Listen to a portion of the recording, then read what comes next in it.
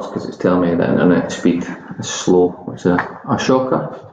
So, how is the land basically surrounding a river used now? If you think back to the river's introduction kind of lesson, we looked at how you identify that on a map, and actually there was houses and there was factories and there was maybe some farmland that you didn't quite see, but we'll discuss in this video.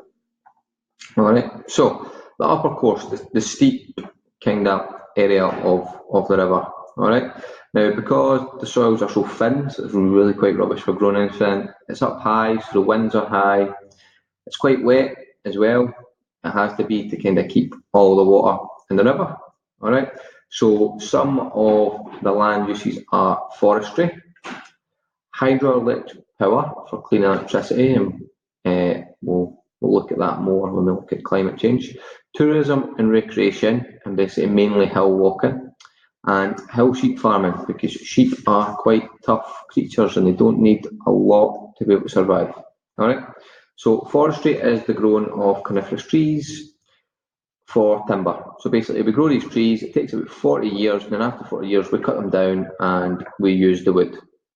Alright, and you'll have noticed if you're ever driving places and it's kind of through hill areas that there's these kind of square patches of trees and they look quite unnatural, and that's because they have been planted deliberately so they can be cut down. Alright, and actually they look quite ugly, so what it's telling you here is tourists get quite annoyed how ugly they look, and also when the machinery is cutting them down, it means that they can't get to walk whenever they like. Alright, hydroelectric power, this is good because it creates clean electricity for us. So basically what happens is the water needs to flow downhill so that it can turn the generators and create electricity. Alright, and then we can store the water in reservoirs and then use that again to create electricity for us. There's a really good hydroelectric power station on Loch Lomond. Alright, and again, tourists feel it totally ruins the look. If you think, look at this nice scene in the background, and you've got this kind of hydroelectric power dam here, it doesn't look that nice, and what they're saying is can also block animal movements because they can't follow their natural routes.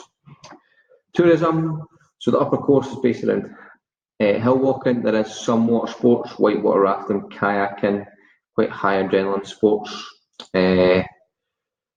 So what it's saying is tourists and forestry sometimes get annoyed because tourists can be quite careless and can light campfires and it can burn down the trees or the litter areas, or they do something quite dangerous and they walk through areas where people are cutting down trees with huge machinery, which is quite dangerous because these trees can grow pretty tall. Right, in the lower course and the middle course, the land uses are quite similar. Because the land is much flatter and the weather's slightly better, the soils are better. So what you can do is we can actually grow crops. So arable farming, and all that means is crop farming. And because the land is much easier to build on, we can get houses and we can get industry and factories like we've seen from our maps. Again, that means that they can use boats to get the goods they need in and out and access to the sea. A good example is some of the industry in Grangemouth, particularly in the shipbuilding. Alright, any questions again, let me know in the conversations tab and I'll get back to you as soon as I can.